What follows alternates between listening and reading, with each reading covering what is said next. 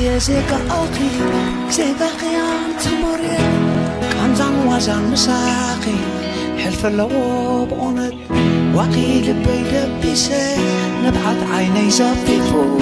أستاهل جيك بدل سالاتهم زحالو زيكا أخي يا زيكا أخي زيكا خيان تمري كانزان وزان مساقي حلف اللوب أونت وقيل بيد بيسي نبعت عيني زفيفو أستاهل جيك بدل سالاتهم زحالو كمرا على بحث أول كمنا باقي أبزباني زنيبو هي وكوينو غنبر بانديراتي أبدر أتك قلوب ليبو رأي اندو خسبخي عتمون دمون كسكيسو مأنتا خسلاقي أبدور قدل كسكيسو انتاي حيزو غرقي سقا مقا حتن بخر كويكيو زيتتكا نسخن دويت موطن نخايت ونرفني وقالك السداد أبزي ودع مقاي نسخن دويت موطن كستاتنو بمرت برهان تحكيمو مدرسة ما يكتسر نسخس نبار لي أنت حبابي السدرة نزل عالم وعالم سمكي يكون يدرى نسخس نبار لي أنت حبابي السدرة نزل عالم وعالم سمكي يكون يدرى استعليل استعليل استعليل أبويا غيرني تحمل استعليل استعليل استعليل استعليل أبويا غيرني تحمل استعليل ኤርትራ ብፍላይ ብወደብ ዓሰብ ሓደ ኣገዳሲ ናይ ሴኩሪቲ ኣላየንስ ክትፈጥር ኣለዋ ሽርክነት ክትፈጥር ክትክል ኣለዋ ሓይልታት ክትገብር ክትክል ኣለዋ ስለምንታይ ብቅልፅምና ጥራይ ክሳብ ሎ መፀኒሕና ኣለና ንሓዋር ብቅልፅምና ጥራይ እዚ ክንድዚ ዝኣክል ዋጋ ወላ ብገንዘብ ተደይ ተመንካዮ መንሰይ እድሚዩ ኣብ ግንባራት ኮፍ ኢሉ ዝሕልፎ ዘሎ ነፍሲ ወከፍ ሰብ እዚ ኣብ ደገ ኮይኑ ብፍላይ መልሲ ዝበና ሓደ ክሪኦ ከለኹ you have no moral right ኣብ ኤርትራ ዘሎ ግንባር ኣብ ግንባር ኮፍ ኢለ ክነብር እየ ዝብል ኣይኮነን ነታ ቁሩብ ካብ ዝኸባቢ እዚ ድሒራ ዘላ ኣስመራ ርእሰ ከተማና ድማ ንዓኣ ብሓድሽ ናይ ኣስመራ ኒው ፕሮጀክት ዝብል እቲ ፕሮጀክት ይብገስ ኣሎ ሶ ኣብ ውሽጢ ኤርትራ ዘሎ ህዝቢ ዝኩሉ ዋጋ ዝኸፈለ ህዝቢ ማለት እየ እዚ ሓድሽ ነገራት ዝፅበሎ ተስፋ ኣለዎም ኣብ 2026 ሰብ ኩላ ትፅበላ ኢሉ ኣፋ ከፊታ ትናትካ መሰልሲ ክትጥቀሞ ክትክእል ኣለካ ድሓር ኣብዚ ሚድያ ድማ ከም ኣውራ ሆንካ ንቅድሚት ተመፂኻ ሲ ሓደ ነገር ክትገብር ኣለካ ኩሉ ግዜስ ናይ ደገ ጥራይ ከተምፅእ ይከኣል እንድዩ ግን መዓልታዊ ናይ ደገ ከተምፅእ ትኽእል ግን ዝጎደለካ ነገር ኣሎ ብዓዲ ሕጂ አንተ ወይ ዝበልካያ ነገር ኣላ ጣዕሚ ትሰማዕ ኣነ ኩሉ ግዜ ድዛ መዓልታዊ ድዛረብ ኣነ ከማኻ ብዙሕ ሕጋጭ እዮም 2026 ዓበይቲ ስትራቴጂካዊ ናይ ልምዓት መደባት ክበራበሩ እሱ ምናልባት ሓደ መንግስቲ እቲ ኢንፍራስትራክቸር ከም ትፈልጦ ፅርግያታት ከም ዝግበኦም ፅርግያታት ኣለው ኣብ ትራንስፖርት ዘለና ሴክተር ዳርጋ የለናን ምስቲ ኣብ ቀርኒ ኣፍሪካ ክንወዳደር ኣይንኽእልን ኢና እዚ በዓሉቲ ኣብ ኤርትራ ዘሎ ዝነግረካ እዩ ኣዋጅ መግለፂ ዘድልዮ ነገር ኣይኮነን ብትራንስፖርት ሴክተር ተሪእናዮ ዳርጋ የለናን ማለት እዩ ኣብቲ ናይ ቀደም ኢና ዘለና ስለዚ እዚ ቀልጢፉ ቅየር ኣሎ ጎረባብቲ እንታይ ክብሉና እዮም ገለ ኖ ጎረባብቲ ዝበሉ ይበሉ እና ፀገም ኣለና ፀገምና ድማ ብምንታይ መፅዩ ቅቡል ዝኾነ ምክንያት ኣሎ እዚ ፀገም እዚ ግን ኣብኡ ፀገም ክንነብር ኣይኮነን ክንፈትሖ ከዓ ንኽእል ኢና so there is no hiding ኣብዚ ኣይተሸፋፍንዎ እንዶ ገለ ኖ ኣብ ኤርትራ ዝለዓለ ስልጣን ዘሎ ፕሬዚደንት ናይ ኤርትራ እዩ ፕሬዚደንት ናይ ኤርትራ ኣብ ቴሌቭዥን መፅዩ ዘየለ ነገር ኣይዛረብን እዩ ዝርከቦም ይጥቀምሉ ኣለዉ ግን እኹል ኣይኮነን ንኩሉ እቲ ሃገር በተን ዘለዋ ፀጋ ከተማሓድሮ ከቢድ እዩ ስለዚ ኤርትራ ፈትያ ፀሊያ ቀልጢፋ ደንጉያ መፍትሒ ናቱ ነቲ ፕራይቬት ሴክተር ዝኣክል ባይታ ክትገብረሉ ክትክል ኣለካ تا عينت كنت صرت قبل ولا ونجيكو برايفت سيكتور كفيتنا يلا نندري لكل سبب متى يكون كفرج مجمرة سلازي انسنتيفز وين كردلي حقتات على سبسي عبد الجزء الإيرتران طريقة وبخندي حالي بخندي شقاق زواهر لو جنزبي زلوا تمنجسي عويل دما ادفرتايزمنت مقبارون كدلي تمنجس مخنياتو ኢንቨስተር ምስሓብ ወይ እውን ሓደ ኣብ ፋር ክትስሕብ ቀሊል ከም ዘይኮነ ካልኦት ሃገራት ይነግረና ኣለዋ ኣብይ ኣሕመድ ኣብ ዝገብሮ ዘሎ ናይ ሶማልያ ዝገብርዎ ዘሎ ተሪኻ it's not easy task ሕጂ እንታይ እዩ ነተን ተሰሪሐን ዘለዋ ፕሮጀክታት እውን መንግስቲ ንዓታተን ዝያዳ ፕሮዳክቲቪቲ ውፅኢት ከምፃሉ ኣብተን ንሱ ዝደልዮ ዘሎ ንኣብነት ሕርሻ ምዕቡል ሕርሻ ክገብር ይደሊ እንተሎ ወይ እውን ምዕቡል ማኒፋክቸሪንግ ክፈጥር ይደሊ እንተሎ ነዚታት እውን እኮ ተዘራሪብካን ተመያይጥካን እዩ ሕጂ መንግስቲ ኤርትራ ብዙሓት ሰባት ከም ዝብሉ ሰባት እዩ ክሰርሕ ይኽእል እዮም ዝብሉ ኣብ ሃገርና ብዙሕ ነገር ይግበር ኣሎ ብዙሕ ምድላዋት ኣሎ ገሊኡ ብኣየር ከማን ንሰምዖ ሓበሬታታት ኣሎ ብዙሕ ምድላዋት ኣሎ ማለት እዩ ሎም መዓልቲ ምስ ሰባት ተረኺበ ነይረ ደው ኢለ ገለዕል ኢለ ዳርጋ ናይ 15-20 ደቂቃ ዕላል ዓሊለ ኣብ ከምኡ ዓይነት ሴክተራት ዝሰርሑ ሰባት ማለት እዩ ኣብዚ ናይ ማዕድን ካልኣይ ኣብዚ ናይ ወደብ ገለ በዓል ማሳዋ በዓል ዓሰብ ዘሎ ኩነታት ገለ ኣሎ ካልእ ድማ እቲ ዝዓበየ ህዝቢ ኤርትራ ዝፅበለሎ ናይ ኮንስትራክሽን ፕሮጀክት እዩ እዚ ዓብ ፕሮጀክት እዩ ካልኣይ ነታ ቁሩብ ካብ ዝኸባቢ እዚ ድሒራ ዘላ ኣስመራ ርእሰ ከተማና ድማ ንዓኣ ብሓድሽ ናይ ኣስማራ ኒው ፕሮጀክት ዝብል እቲ ፕሮጀክት ይብገስ ኣሎ ሶ ኣብ ውሽጢ ኤርትራ ዘሎ ህዝቢ ዝኩሉ ዋጋ ዝኸፈለ ህዝቢ ማለት እዩ እዚ ሓድሽ ነገራት ዝፅበሎ ተስፋ ኣለዎም ኣብ 2026 ሰብ ኩላ ትፅበላ ኢሉ ኣፋ ከፊታ ምክንያቱ ገለ ነገር ከም ዘሎ መቸም ዋላ ኦፊሻል ኣይገለጽ ግን ሓደ ግዜ ሓደ ዘመት ተለካስ ቁሩብ ኣምሎ ቀብል ይዋላ ምሰበይቱ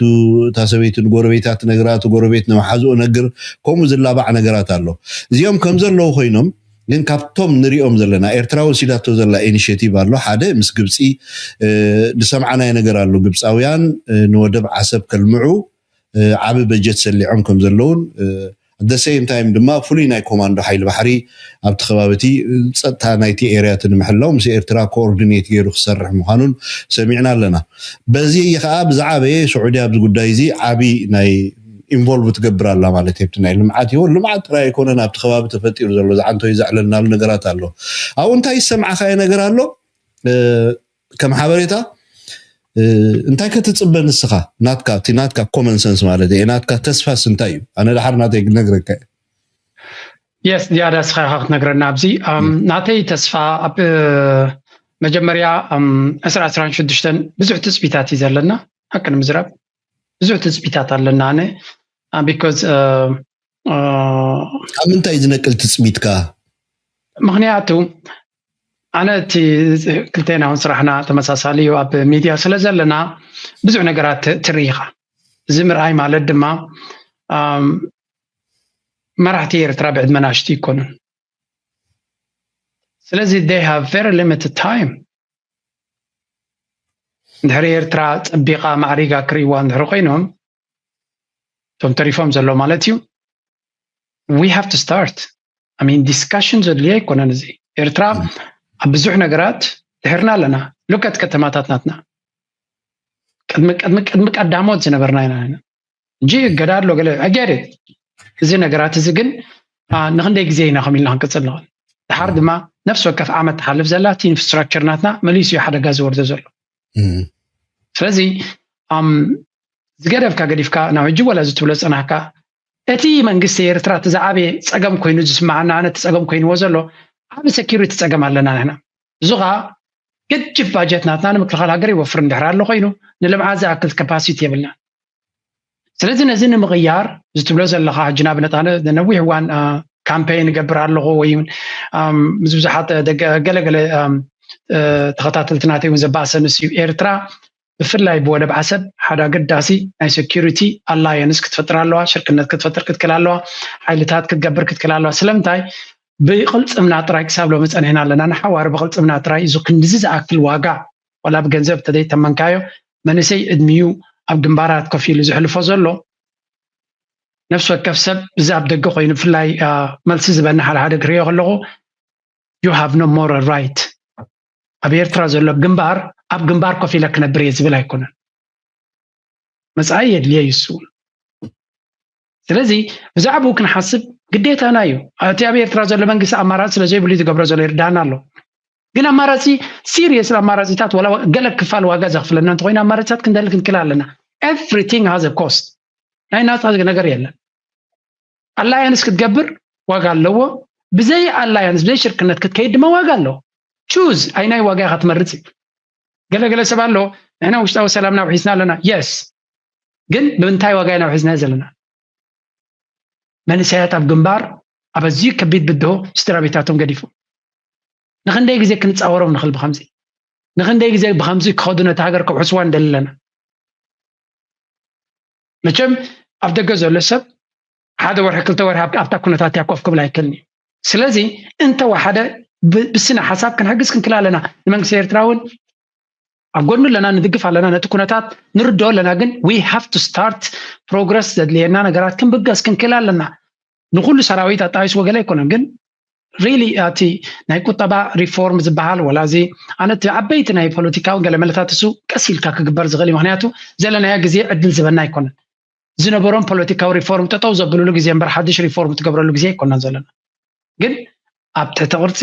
ኣብ ህንፀት ከምኡውን እቲ ኣብ ግንባራ ዘሎ ሰብ ብፍጹም ግዜ ይፅንሓለይ ንብለሉ ኩነታት ኣይኮናን ዘለና ከምኡ ዘዋፃና ኣይኮነን ካልኣይ ንኣበ ኣነ ኣብ ነፍሲ ወከፍ ሸውናተይ መዓልታዊ የፀርፎ ኣብ ብዙሕ ነገራት ናይ ፅሉል ኣካይዳ እዩ ዘለዎ ግን ንሱ ኸማንታ ትቃፀል ዘላ ሃገር ከሎ ኣብ ልምዓት ግን ይጓየ ኣሎ ንሕና ግዳ ኣብ ዓድና ውሽጢ ዓዲ ኩናት ዘይብልና ምናልባት ኣውፅያትካ ኣላ ጆርጆ ሶሪ ሃሎ ጆርጆ ኣውፅያትካ ኣላ ወይ ተንኪፍካ ኣለኻ ወይ ገለ ጌርካ ኣለኻ ጆርጆ ሶሪ ገለ ተንኪፍካ ኣውፅያትካ تا إيديس تنكفى بلاتاس تا إكزيت بالتا ماوزي أو نيرا مثلني أنا وعي خمسة دبل كزارب قال حد حد زي هارمو إيه ركتا ماوزي تنكفى بلاس تا كرسر كاب تعلتا ليف ستوديو تمتس إني هاجر بك تردياتني قومي أقاتي واتك زخوني back to the topic تمنيت ناتي yes ab diplomacy هنغوي مس أمريكا ab diplomacy ab إسرائيل مشان ab عوضات تقونات إفعالي إرترا بحالا يعني إسرائيل همشن معرتزنا برنا فتناتات إرترا دبلوماتيكالي تعويتان يتصالحون أمبركي خاطو كلمة الغرينا حجي بزي يصنح اللي ويون مغنياتات بزي مفتاح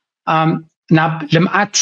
بزخفة لو بزوسد وهاجا يسدلنا ريسكي هلو ولا أبي كعنوا يخلين دحر كان يعنوا بقى ولا زعني يكون زيادة نابو كم بقص كن كلالنا كم تمنيت هلنا أنا I know it's not easy كتزاربولون كتمدرولون قليل كهون غليو جن تبغى دو سودولو جزيجن حجيو زبل رديت علىنا and this is going to be my 2026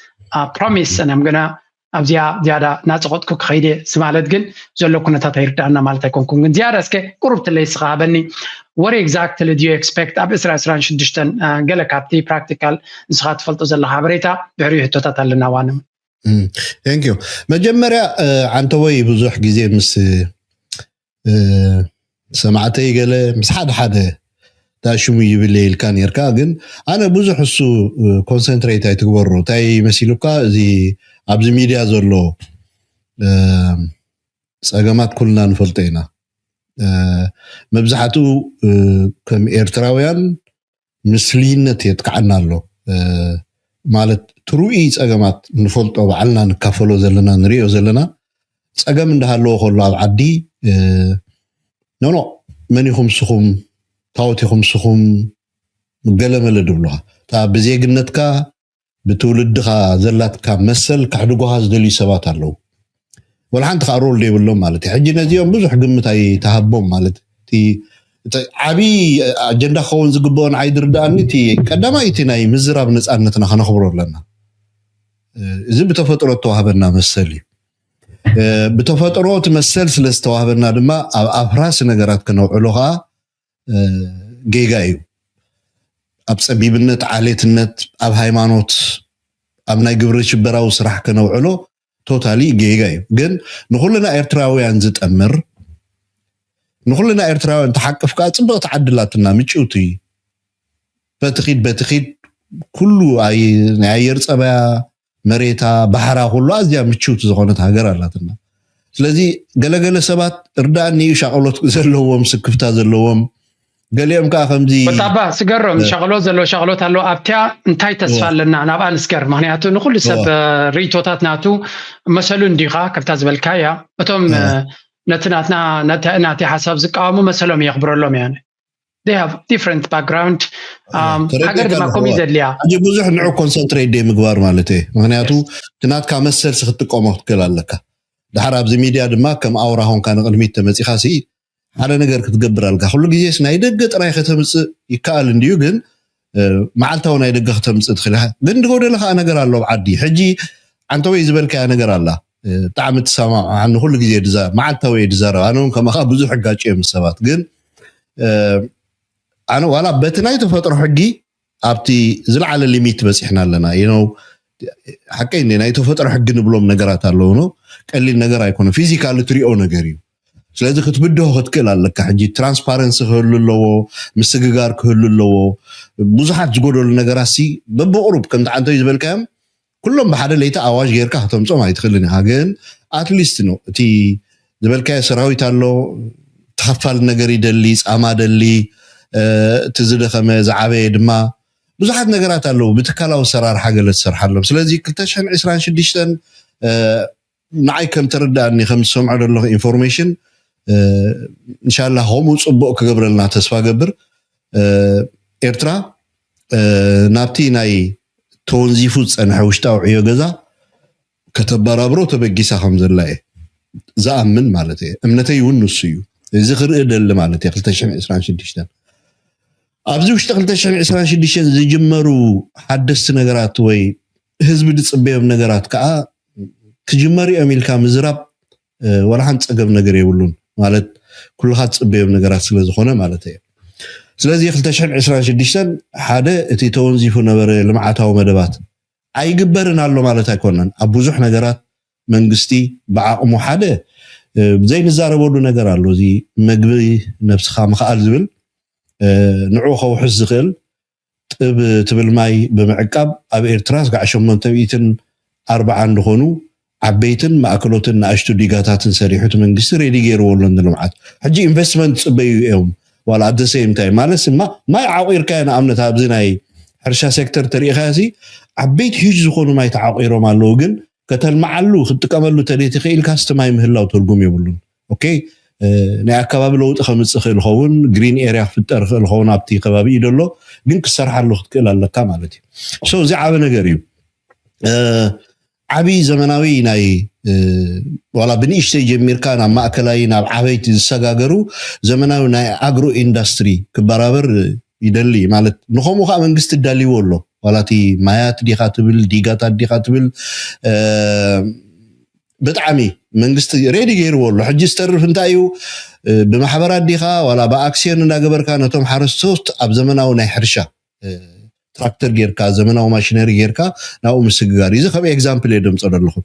كالي جن شركنتي حجي هذا بيننا اينا دبل سمعيتات نفس وقف ايرتراو انطت خلالو جورجو بيننا اينا نبل بيننا مالت ايزوليتد كوينا أب حلوات رأينا خنبر معرة حلوة خاني لمعات كنجبر كنكل لنا قصرو أزي بزح زخونة سدتنيا بدقل لنا أزي قصرو بزح دخونة سدتنيا خاني أعمز اللوو ألنا مالتي عجب مبزحتهم إيرتراويان أبدق خيدهم إنفست جوبر لوس قعربعت عم حموش تعبيتي 5 ستار هوتيلات نمتاب عدو ما يجبرون نمتاي جبرون زبل شبت حيزخ كراخر يدلن يجن هابتي يقول الجزية مالتي هابتي حجي نقادونا إرترا أبي إرترا سريقهم سلدخونو إلكا كل الجزية تعاطوا نجارا يكونن توم نقادوتي أمن خيسر قص حجي ترى خاتوس علم مالت قرط أوزغون حجي كأسعد خون حجي غير كابتني عدهم هابتن إنفستمنتن كم ساتوفت جبرا مزي تمنجستون دليل نجاري تمنجستون تقالو سرلي تقدلوا بعلو السورات تقالو سرلي سونتا زي بحافشة أبزغل تشحن إسران شديشن نأتوزر لنا كبارابرو زقبهم نجارات اللو تمالي منجستي إرترا أسرات فتح رينا ننوح جزية عسيرهم صنحوني 10 شمون تعامتن أبتقوابي قبنهم بزي قدس بزرزر ولا يجلس أي جلس جن زي حدا خابتي منجستي ذات أتاتو زلوا كل سب دسبيه مالتي أنا كم إيرتراوي ناي بوليتيكات أجع حس كام زراب زي كونس بتفعل عليه مخنيات أبقى يدرس عن حسابات منجست محرت هيبو ناب ولدهم ناب بيت سبهم ناب دكم تحويسهم قبل كهلو هذا منجست زجبرو تجواري غيروت منجست مالتي منجست زجبرو تجواري هذا منجستي ناب تحتيو بحقت حسابهم دي بتفعل عليه مخنيات أبقى يدرسوا سبات محرب محلت هذا منجست زجبرو هذا منجست زوجته سبقمتي زي تصبوا من جماري قال استرف أنت اللون تيتي إرترا تحميلو ديو زي تحميلو نجارات تاريخها وساني ونيو لحد منجستي مالت نزي أبي إرترا زلوا منجستي تاريخها وساني وأب تاريخ راح نقوله ريكورد الدخولي نعملت أبي شحنش عتميتن 94 95 دي سوري تلي تجاجي منجستي إرترا نحد حمسيت محرتي ونيرو في اللاي بريزنتي سانسا فوركي نتوم أسرات أبي إرترا زلوا أبتو وانت زنور حد حمسيت دبل محرتي ونيرو زي أب تاريخ كل جزء تذكري مالته هذا منجستي ننايموت فردنيا ويفرود نعم نعد ملك مع سرتي مغيار نوع العابنا قريب نايم عد ملك عندنا برأسور نعم 10 عامات نعم 10 عامات مغيار نوري هذا منجستي زقبرو صراحي بزح كم زي ناي زي هذا نعي سمع عني دي سمع عني قليل كات حسبنا قراي كونن سو أب تغندقهم نجار ممتع بهاجر درجة دحر حجي نحنا ددندنا نحيل بزخباب زخفتر كلي بلون at the same time نزل نوح جزي خسر حلو صنحي منجست أقل نايزد ما أليانس مفتاري تقندني إيرترا أوكي نيشتي هاجريا بتتقانها معت قبت له معت زيناتهم زليلي حيلتات له ناتكام مدكام زليلي كل جزي له زي ناتكام مدكام زبل by default إيرتراويان عابي واقع خفيلهم زعوت هو مثلا نفسعات زي إيرتراويان عبي نايدم ناعصمتم ناي غيزي خا بغيزي ما ان ولا تاريخاو غيزي بعلو مسوات خفيلهم ولا ايفن بهيوت دلو نامنت حدا نهاغرا اغلغلوت قداماي زور زنبرسب لومي امكل خلالو ختيلكو دميركا انيسكا تاريخ تعدميسي لإرترا تخفل واغايو كلتا 300 500 شحنا افا كلتا شحنا افا سلدهاب كاي تقيمو مالت ايكونن لإرترا خفيل ويزي سلازي تايخبل دلي نازي كله كبابا بتي سدوصه عقمنا إيرترا سراويتو هزبو مريحنتو كله مالته لذي كله خبابا تحيسو لومي أب كبابينا حدا أليانس تفتيرو له إذا أليانس دما نتات راي ديكونه نتو قد زي إثيوبيا تقدم يلو دربشنا دولو بجهاتكم نيو بولو وصيلو إثيوبيا تقدم قدم أبيد الله إثيوبيا إذا أليانس تفتيرو دولو ما خلت نجار كن هارمول لنا قداماي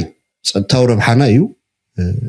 ناي قصالنتنا وحسنت كبرنا زغيليو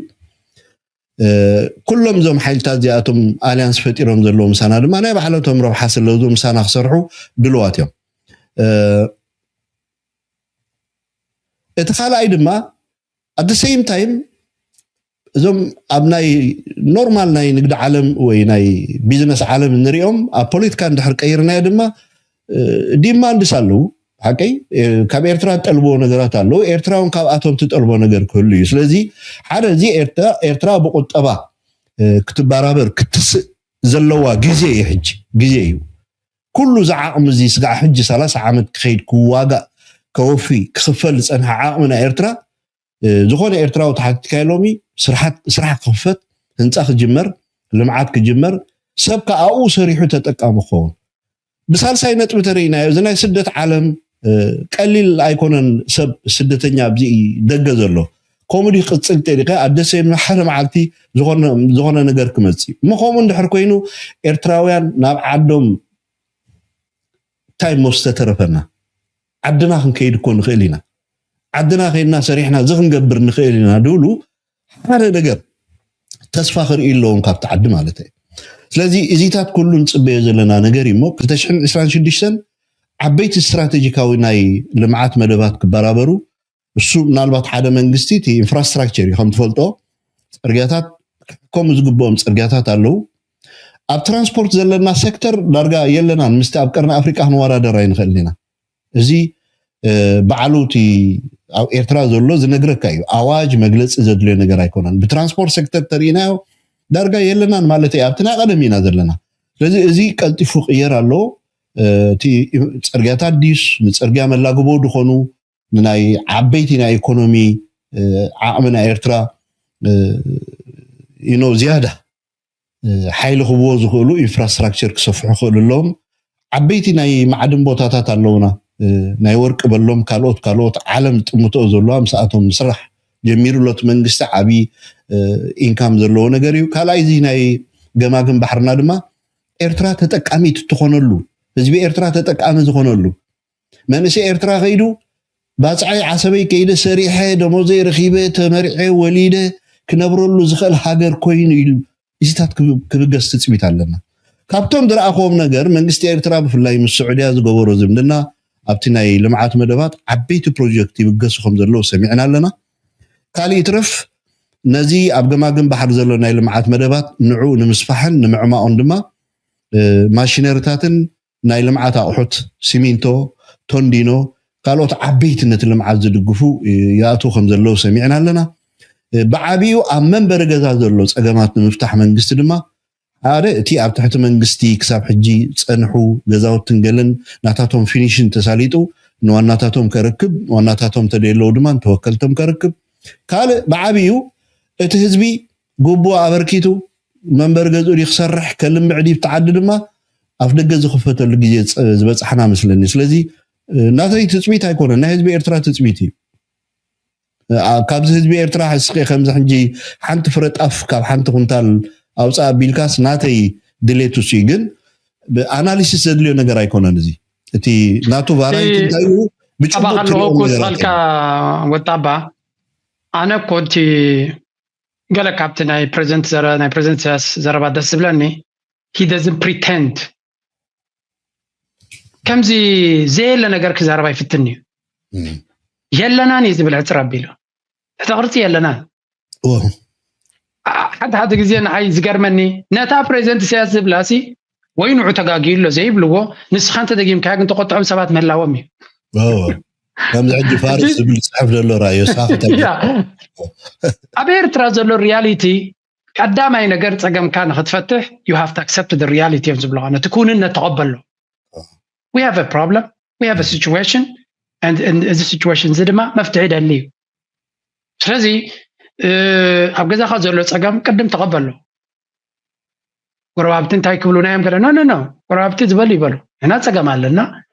ፀገምና ድማ ብምንታይ መትዩ ቅቡል ዝኾነ ምክንያት ኣሎ እዚ ፀገም እዚ ግን ኣብኡ ፀገም ክንነብር ኣይኮናን ክንፈትሖ ኸ ንኽእል ኢና so there is no hiding ኣብዚ ኣይተሸፋፍንዎ እንዶ ገለ ኖ ኣብ ኤርትራ ዝለዓለ ስልጣን ዘሎ ፕሬዚደንት ናይ ኤርትራ እዩ ፕሬዚደንት ናይ ኤርትራ ኣብ ቴሌቪዥን መትዩ ዘየለ ነገር ኣይዛረብን እዩ የለናን ኢሉ እምበር የለናን ኣብ ብዙሕ ነገር ተሪፍና ኣለና ፅርግያታትና የለን ትሕቲ ቅርፅናትና ድማ ፀዓትናትና እውን ፀገማት ኣሎ ኢሉ so ንሱ ከማን ከምዚ ፕሪቴንድ ኣብ ስልጣን ስለ ዘሎ ህዝቢ እንታይ ክብል እዩ ገላ ይብልኒ እዩ እታ ዘላ ኩነታት ክትቀበላ ኣለካ ሓባውን ኣይክልኒ እዩ ንሳ ስለ ዝብል ድማ ኮንፊደንት ኮይኑ ዝኸይድ ተዲኻኒ መብዛሕትኦም መራሕቲ ናይ ኣፍሪካ ዘየለን ህና ሓኒፅና ስለ ዝብሉ ኣብ ሕማቕ ቦታ ክረኣዩ ደልዩን እዮም but if you accept your reality ፀገመይ እዝዩ ካበይ ከም ዝመፀ ድማ ይፈልጥ እየ ተዲኻኒ እንታይ ከምኡ ኮይኑ ይፈልጥ እየ ክዕርየ ዳ ክትብል ዘለካ ስለዚ እዚኣ መንቀበላ እዚኣ ፀገም ኣለና ፋይን ታኻለይቲ ክፋል መፍትሕናታ ኣነ ካብ ናተይ ካብ ትፅቢታት ናተይ መንግስቲ ኤርትራ ክፈትሖ ዝኽእል ፀገም ኣይኮነን ዘለና ንሕና ብራቮ ወላ 25 ሓደሽቲ ፕሮጀክታት ወይ ከዓ 105 ሓደሽቲ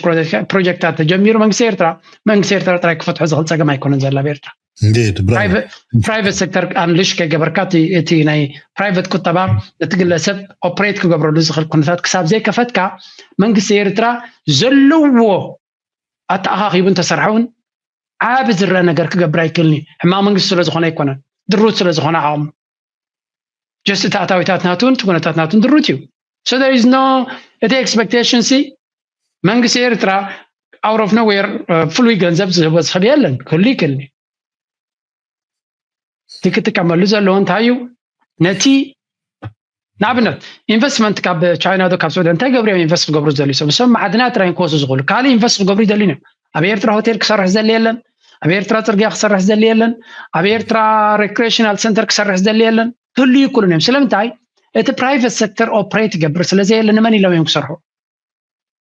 ግብፂ نحن خطفت تخيلنا إيرترا أبدي سابع ينقول ينفس قبرز دليل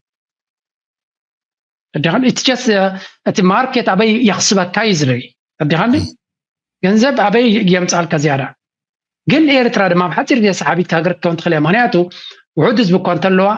دولار كشرف زغل دم عاب كفالنا عبرة السبلو عجروز فتسبكالو سلزي نزي تعبيتو زولون دحر كفيت كايو بزح لو تك همسال كاي غليو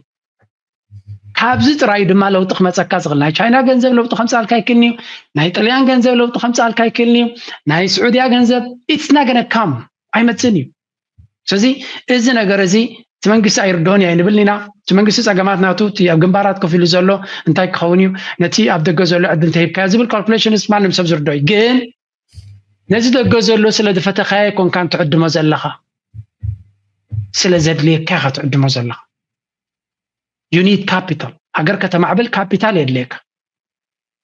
ኤርትራ ዘለዋ ካፒታል ትጥቀመሉላ ሲያስ ብልሹና ገይሩ ኣብ ሲንጋፖር ዘቀመጠ ገንዘብ አይሰማና ክሳበጅ ተዝሉ ነይሩ አይኮነን ኣብ ሲንጋፖር ዘቀመጠ ኣብ ትሕቲ ገዙ ዘቀመጠ ገንዘብ ተዝሉ ምረኽቦ ነይሩ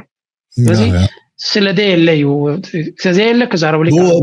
ቦርድ ሕመ መንግስቲ ይኮነን ናው እንታይ ማለት እዩ ዝርካቦም ይጥቀሙሉሎ ግን እኹል አይኮነን ንኩሉ ተሃገር በተንዘለው ሀጸጋ ከተማድሮ ከቢድ ስለዚህ ኤርትራ ፈቲያ ጸሊያ ቀልጢፋ ደንጉያ መፍትህናቱ ነቲ ፕራይቬት ሴክተር ዘአክል ባይታ ክትገብረሉ ክትክል አለካ ታይነት ቁጥጥር ትገብረሉ ወላ ወዲጅኮ ፕራይቬት ሴክተር ከፊትና ያለና አንተ ለኩል ሰብ መጻ አይኮነ ክፈርይ መጀመሪያ ስለዚህ ኢንሰንቲቭስን ከድልዩ حقታት ሓደ ሰብሲ ኣብ ደገዘለ ኤርትራውን ተሪኻዮ በኸንደይ ጨቃቅ ዘዋህለሎ ገንዘብ ይዘሎ ስቂሉ አዋጅ ስለተገበረ ጉያ ኢሉ ካቲክልኒ ክትንቀቕ እዩ ስለዚ ኣብቲ መጀመሪያ መተባብዑን ክትገብር ኣለካ ኬንያ ኮስለ ተፈትውና ይኮኑን መተባብዕናይ ካብ ዲያስፖራ ንዝመጽ መተባብዒ ፉሊ ኮንዲሽንስ ዝገብሩ ዘሎ ወይ ሩዋንዳ ኡጋንዳ ዝገብር ዘሎ ፈትዩ እኮ ይኮነ ካፒታል ስለዚ ይርከብ ነቲ ካፒታል ንኽትረክብ ክትወዳደር ክትክል ኣለካ ስለዚ ኤርትራ we need to start to operate under normal condition እቲ ናይ state of emergency ንነብሮ ዘለና ንኹሉ ከነልዑለይ ንኽእልና ምክንያቱ ደቡባዊ ክፋል ናይ ሃገር ስቲል እቲ ሓደጋ ኣሎ እዩ እቲ ዴንጀር ኣሎ ግን እዚ ዴንጀር እዚ ድማ ዝኸይድ ኣይኮነን አብይ አህመድ እኮ ይልና ያንን ተዘይገበርኮ ደቀ ይገብሮ የሚልና ስለዚህ ሪስክ ዝኸይድ ኣይኮነን አደውከትካ ገለግበሮ ነቲ ስርዓት ሞ ወላ እሱ ተኸደውን እቲ ትረድ ለና ዝቕጥል ኣይኮነን ስለዚህ ታካላይ ትክፋል ንሳያ ታካላይ ትክፋል ድማ እዚ ንብሎ ዘለና እዚ ናይ ስትራቴጂክ አላያንስስ ንብሎ ዘለና እጅብዚ ኣብናቴ ቻነል ብዙሕ ግዜ እንታይ ኢሎም ይፅሕፉ ለይ ኤርትራ እኮ ዝሓለፈ 30 ዓመት ክትገብረ ትኽእል ነይራ ምስ ግብፂ ተኾይና ዘይገበረቶ ዝሓለፈ 20 ዓመት ናይ ኤርትራ ዝገደሰላ ሓይሊ ነበረ ስለምንታይ ኤርትራ ፓራያ ስቴት ስለ ዝኾነት ቲሰብ እኮ ነቲ ፖለቲካውን ፅቡቅ ገይሩ ከም ብቦ ግዜ ስለ ዘይወስድ ኤርትራ ሰሜን ኮርያ ናይ ኣፍሪቃ እያ እንድሕሪ ኢላ ኣሜሪካ ቀሚጣታ ናብ ሰሜን ኮርያ ከይትካ ሽርክነት ኣይተሓትትን ኢኻ እንተ ሓቲትካ ድማ ኣሜሪካ ኮራርን ተርግፈካ እዲኻኒ ግብፂ ዘሎ ምስ ኤርትራ ትገብሮ ዘላ ሽርክነት ቅድሚ 10 ዓመት ክትገብሮ እንተ ሓሲባ ኣይነበረን it will never happen እዲኻኒ ኣይሕሰብኒ ነይሩ that's why ሕጂ ዞም ንሪኦም ዘለና ኮይ መድረክ ተፈቲሩሎ እንተ ኣብ ኤርትራ ዘሎ መንግስቲ ድማ ይፈልጠሉ እቲ ኩነታት እዚ እቲ ኩነታት ሕጂ ጥራያት እዚ ኢትዮጵያ ፈጢራቶ ዘላ ናይ አብይ አህመድ እንደራ ንግብፂ ጸቅጥ ገይርሎ ማለት ግብፂ ኢንቨስት ክገብሩ ይደልዩ ነውኮ ኤርትራ ምሳኹም ኣለና ያ حبايبينا ያ كده وكده نابل كحششو نمبر ኢንቨስት ክገብሩ ይደልዩ ነው because ሓደ ነገር ከይከፈልካ ክትረኽቦ ትኽእል እንድሕር ኮይንካ ክትገብር ትኸፍል it's a game ኤርትራ ድማ እንታይ ክትገብር ኣለዋ እዚያ ሕጂ ዘላ መድረክ ጥራያ ተዋፅእ ስኩዊዝ ክትገብሮም ኣለካ ናው ወይ ስጉምቱ ውሰዱ ወይ ንኻልክ ነባይና ትዕድል ተልከም ናይ ኢትዮጵያ ምስ ናይ ኒል ደለዎም ፀገም ምስ ናይ ቀይ ባህሪ ኣምቢሽንስ ናይ ኣቢ ንግብፂ ዓብ ስጋት ፈጢሩሎም ስለ ዘሎ they gonna invest en ሕጂ ስኻ ትጥቀመሉ ሓደ ኣካል ድማ ሓደ ሃገር ሓደ ካምፓኒ ገንዘብ ኢንቨስት እንተገይሩ ተገይርካ ኣለኻ ኣሲርካ ኣለኻ ማለት እዩ ኣሲርካ ኣለኻ ሎግ ጌርካ ኣለኻ ስለዚ ገንዘብ ኢንቨስት ከይገበረ ምሳኻ ሽርክነት ንነዊሕ ክሓስብ ዝኽእል የለ ስለዚ ኤርትራ እዚ ሕጂ ንሪኦ ዘለና ትርኢዮታት ብዝለዓለ መንፈስ ክኸይድ ንደሊ መጀመርያ ሴኩሪቲ ናትና ሓያል ክኾነ ኣብ ስዑድያ ከይዱ ከሎ ፕሬዚደንት ኢሳያስ ገለ ካብ ተዘረቦ ሓንቲ ኣገዳሲ ዘረባ ኣላ نتنقص سلوا سعودية هبتام هجر بإنفستمنتن بتوريزم كتكون تدلل خايلوا ناي سكيورتي تسقم كيف تاكان زلاغي ناي قطبا بيت حسب يتغني خايلوا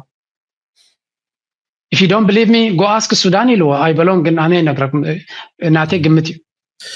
so معرض حجي حسب دمت هايو حتر كنا بلاد ساعتون خيدالو أبيناي سيكتوري حجي كلتشان إسران شديشتن كما يندحر كوينكا دتصبيهم بزحات نقرات له at least نتي إرترا دسكيلاتو لزأن حتى أبتي وشتاوي يغزاء مالتي خبارابر زخل ناي سيكريتو حسنة رقيبة الله ندحر كوينا زم عنتو يزال حالكام بمنقس زقبرو بروجكت اللو هزب دسرحهم كا بروجكت اللو نفلتي ناسي هذا منقس تخابتهم زقبروم نايت هاجر إيكونومي كراخب زغل نخلو قواسب زغل هذا عبيت الأرجعات تي ناي تحت قرص مسرحيو ناي ماي دبرنا خمسة عنتوي أنا دحر حجي إرترا ناي ماي تأجمي ولا نزي ناي ماي نزي إرترا عويتها تورزلا ناي ماي هبت مالته نعو نابسرح زي تجبر لوجيستيكي درلا نعو الموفار مالته I think دحر حجي إرتراويان حرستوت أنا سلدر أخوي مالت جبو غير سلدر أخو دحر حجي إرتراويان حرستوت ناب زمنا وحرشة دسجاجرم عم فتيرو مالو لقى حد اليو جنزب دليو تراكتوري دليو زمنا هارفست زجورلو ماشينر تارك دليو خلقانو زب قمت بزقته ملكع مالته حجبت وش تاو قداي تراي ديكونه نصتان إرترا بقى تسألنا تهاجر كوينا نخد قصل منجستي إرترا أو حسوالون إرترا إنا نبلدلنا دبلوماسيا وعاوتات أليانس مفتار تا أليانس دماني حبار سيكوريتي سقاد دلهم أليانسي تفتيرو زلو قبسي سعودية إرترا بتأساسر قداي فهذه إذن تدعى الله خينو نابتنو برناي مملاس تندنس اللو مالتي لذي تراي تكون النت مرأي تدبلت أمسلني تسفاتات كم زلو خينهم جن لكن ما هناك كلوا مغاليو ناي برايورتي زلو قداي كرأخ الخوني نصف قمت أتينا بحافشا جن توشتاوي كنتات مبرفارجن كما عابت توبيكي نريئو مالتي تاي مسلك يا أنا مش أرشان تاكلي عجنتي ولا وفريك بالكل وي ونت تدقزلو عد مكتوب كلا نابن تديقات تسرحي زلو سلامتاي كم تزدله عبي بوتنشال كفتر زي كل زلو نابنت ولا تمنقسي بعامتات كل تعامتات يتقملوا لنا سلامتاي نتسو عبي لو تكم تعالنا زي كنتيل كات كم تدبل زلناي سلازي ازيانين انا سريحي ينزل لكم عبنت تمنقسي عوي لدما ادفرتايزمنت مغبارون كدليو يتمنقس مخنياتو انفستر مسحاب وي ون حدا او فارق تسحب قليل كم زي كونه قالو تغراتي نغرانالو ابي احمد عبد زغبرو زلو ناي سوماليا زغبرو زلو تاريخا it's not easy task الجنتايو نتن تسرحين زلو بروجكتاتون منقستي نعاتاتن زياده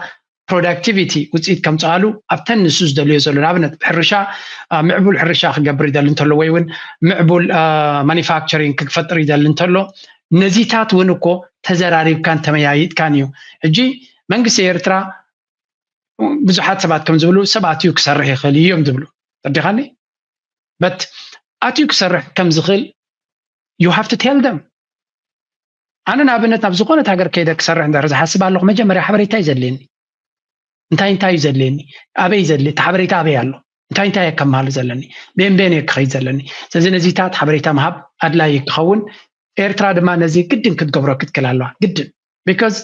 at the end of the day ሀገርና ክትምዕብለና እንደለና መንግስት በይኑ ዘማዕበለ ሀገር ድማ የለ መንግስት ተተቆርፂ ይዝገብረልካ basic infrastructure ይዝገብር ካላይ ድማ ፖሊሲ ይውፅ ነትሰብ ነዝን ይብል ስለዚህ አፕ ፖሊሲ ደረጃ أب إسق عسران شد شن دليو لو متبقيسوس بعد سرح وني يلن إذا انتاي قبر لهم انتاي كبر كم زدلة كما يكخيات كم زدلي زيادتي ميديا ناتناتي إرتي فيديو لأن كان جهان تسعفتوت يعني راجن من جناتا إرترانتي ناي برايفت ناي قلي انت طويل زنبرتي كم بحدش نخجمر عزيز على زول إذا حبريتا زي أقد جالس حبريتا يجن من كسير تراوتي ويل كات زارباي تغنى ونياتو كامن جنا إيرتراي نامتي نايم زبلو هاجن I don't know زي ما يمانا قبر مسكن لازم 5 عين حبريتا እንተሎ ኮይኑ ከውፅኦ ኣለዎ ተዘየለ ኮይኑ ግን የለን ማለት ስለዚ ብዙሕ ኤርትራዊ እውን ከምዚ ይደሊ በአዋጅ ደረጃ ሃገር ኤርትራ ናብ ዝተኣትላ ንኣብነት ፕሬዚደንት ኢሳያስ ኮይሉ ነይሩ ካብ 2016 ሲ ቶም ዛባታት ነቶም ዲያስፖራ ዘለው ብኸመይ ናብ ስራሕ ከም ዝኣትዉ ብኸመይ ከም ዝወያየጡ ብዞባ ደረጃ ተታሒዝሎ ሓበሬታ ውዱእ ክኸውን ተባሂሉ ነይሩ ስለዚ 2016 ፅባሕ ትጅምራላ እቶም ዞባታት እንታይ ገይሮም ንህዝቢ ክነግሩ ክኽእሎም ከምቲ ንሳብ ቴሌቪዥን መፅኡ ተዛረቦ እንታይ ተገይሩ ክንገር ክኽእላሎ ኩሉ እዚ ነገራት እዚ እናማላእካ እንድሕር ኸይድካ ህዝቢ ኩሉ ነገር ኣባይታ ምስ ተዳለወሉ ወይ እውን ፖሊስታት ወይ እውን ኣዋጃት ምስ ወፀ ድሕሪኡ ቀሲሊ እቲ ህዝቢ ዝመፅእ ሓንደ በድ መፅእ ነገር እውን የለን ምክንያቱ እቲ ገንዘብ ሰብ ከመይ ኢሉ ከም ዘምፅኦ ደገውን ትፈልጦ ኢኻ ስቂሉ ክጣላዕ ዝደሊ ሰብ የለን ብክንደይ ብኻመን ገለ እንደምፅኦ ስለ ዝኾነ ሓሲቡ ኣስተውዒሉ የዋፅኣኒ ድዩ ይዕወተሉ ድዩ ገለ እናበለ እዩ ዝገብር ስለዚ ዋላ ብንእሽተይ ሴክተር እውን እቲ መንግስቲ ኣዋጅ ገይሩ ዋላ ውሕዳት ክመፅሉ ዝኽእሉ ግን ኣዋጅ ጌርካ ስሩዕ ነገር ጌርካ ንዓይኒ ኤርትራዊ ጥራይ ዘይኮነስ ንወፃእተኛ እውን ዕድል ክህብ ዝደሊ ተኮይኑ እምበር ይወሃብ ከሎ እንድዩ እቶም ቻይናውያን እኮ ወፃእተኛ እቶም ኤርትራውያን ኣይኮኑ እዚ እቶም ሱዑድያውያን እውን ይኣቱ እንተለዉ እኮ ናይ ወፃኢ ኢንቨስተርስ እዮም ስለዚ ከምቲ ንሳቶም ኣዋጅ ዝወሃቦም እንተሎ ኮይኑ ከማቶም ድማ ነቶም ኤርትራውያን ዕድላት እንድሕር ሂባ ኤርትራ ኣብ ሓፂር ግዜ ዓብ ለውጢ ከተምፅእ ትኽእል ሃገር ኮይና እያ ትስማዓናኒ ኣብ ሓፂር ግዜ ቢካዝ ካብ ልቡ ነቲ ሃገር ከማዕበላ ዝደሊ ህዝቢ ስለ ዘሎ ኣብ ደገ ድማ በብንእሽተይ ዓቕሙ ብዙሕ ነገር ክገብረላ ዝኽእል እዩ ስለዚ 2016 ኤርትራ መሰረታዊ ስጉምትታት ናብቲ ናይ ውሽጣዊ ጉዳይና እዚ ፖለቲካ ኣይተርፍን እዩ ትኻልእ ፀገማትና እውን ዝተርፍ ኣይኮነን ግን ናብቲ ጉዳይናትና ተበግሱታት እሱራት ምፍታሕ ኢልካ ነርካ ዋን ሜጀር ጉድ ኒውስ እዚ ዓብ ዜና እዚ ወይምበስ ከማን በዓል ዩኤን ወላ እውን ናይ ዩኤን ኣብ ኤርትራ ዘላ እውን ዝኾነት ምስ ኤርትራ ብቐረባ ይሰርሑ ኣለዉ ስለዚ ኤርትራ ብዙሕ ነገር ናብ ፅቡቕ ዝወስድ መንገዲ ሒዛ ኣላ ዋላ እውን እቲ መንግስቲ ለውጢ ዝገብረሉ መንገድታት ንርኢ ኣለና ግን ጥራይ እቲ ስፒድ ቅልጣፈ ኣብቲ ጉዳይ ናይ ብፍላይ ዶሜስቲክ ፖለቲካ ውሽጣዊ ቁጠባ ዝምልከት ንቁጠባና ንምብርባር ነቲ ኩነታትና ንምብርባር ብፍላይ ኣብ ህንፃ ዝኩሉ ጎደናታት ናይ ኣስመራ እኮ እቲ ገዛውቲ እኮ ፅቡቕ እዩ ቦያ ይጎዲልዎ ዘሎ ተዲኻኒ ወላ ድጎማ ጌርካ ዲኻ ገለ ጌርካ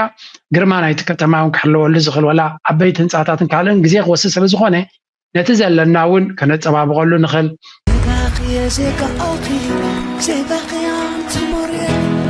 ቃንዛን ዋዛን ምሳኺ ሕልፍ ኣለዎ ብእውነት ዋቂ ልበይ ደቢሰ ነብዓት ዓይነይ ዘፊፉ ኣስታሊለ ከበደ ሻላቶም ዝሓልፉ